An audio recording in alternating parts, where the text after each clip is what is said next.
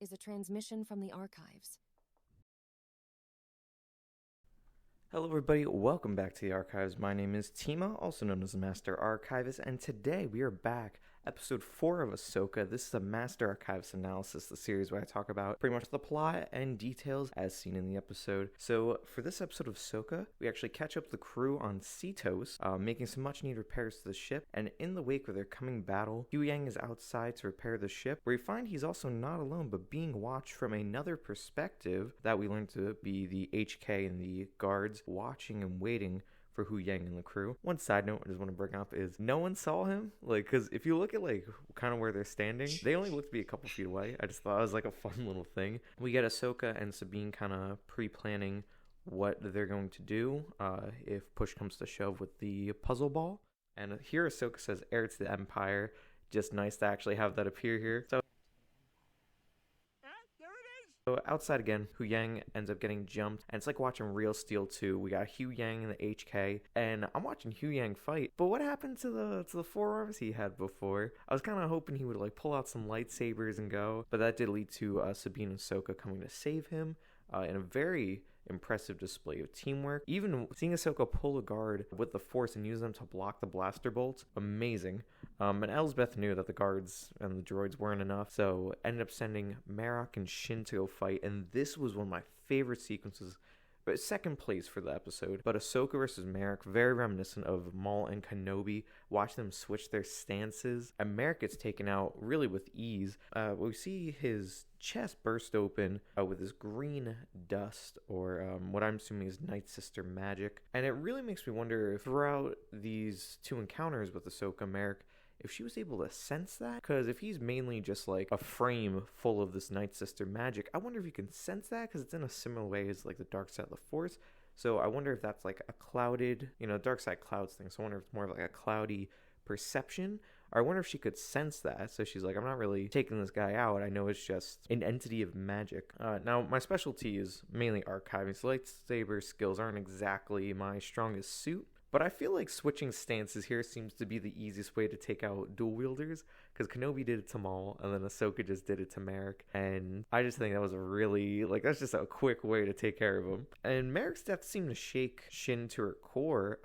Going back to the whole Night Sister magic thing, I'm wondering if that is more, was that someone? Was it a being at one point? Was it just magic? Because Shin really seemed distraught, or I wonder if she just figured at this point, hey, that was my only backup. I'm alone now. But then she ends up taking out Sabine, and then Sabine tries to use the Force. Didn't work, but luckily, thanks to Mando Gauntlets, was still able to disarm Shin. And while that's going on, Ahsoka goes to confront Baylan, and I loved, he was just sitting there. He was not worried. He had the cloak on, just sitting, protecting the star map. Of course, we get some great interactions between Ahsoka and Baylan, talking about how, he knew Anakin and what he became. And that he was securing the future of the galaxy by forming with Elsbeth. And when the lightsaber fight took place, that was amazing. This was my favorite fight sequence. The way Baylan handles a lightsaber, almost like a long sword, the way, or a buster sword from an anime, the way he handles it, it's it has this weight to it, but he does it with such finesse and ease. It was a spectacular thing to see. And Ahsoka mainly only doing the single blade throughout the episode I thought was also cool. Very samurai-esque. Like I said with Mando Season 2 with Ahsoka, if you put the screen in black and white, it's like Kurosawa film. I'm going to do the same thing for this samurai-esque movie. Awesome feel to it. Ahsoka ends up being defeated by Baylan. She tried to grab the puzzle ball, and just like Indiana Jones and Raiders of the Lost Ark, with Tote tried grabbing the amulet from the fire, Ahsoka gets that burned into her hand. I wonder if that's going to play a factor later, since it ends up getting destroyed after the fight. I'm wondering if now maybe they might be able to use that as a basis. Just a thought. But Ahsoka actually ends up being thrown off a cliff, and Sabine was actually going to try interfering, destroying the map. But Baylan convinced her otherwise, that in promise of them getting the coordinates, that Sabine can meet Ezra once again. And of course Shin comes in. She's so mad. She's trying to choke Sabine. But this is what I love about Baylan. He's just a man of his word, and he's just nope, I gave her my word. gonna happen. She's with us. Just from there, just to breeze over kind of like the Hera scenes, you know, they did call her Phoenix Leader, which I thought was a nice Rebels reference, and they end up getting to the IS Scion right before it hits hyperspace, and I thought it was gonna be at first a holdo maneuver. I did like that they in some way, I guess, address it. Since a hyperspace ring, they went through it, ended up disabling their ships.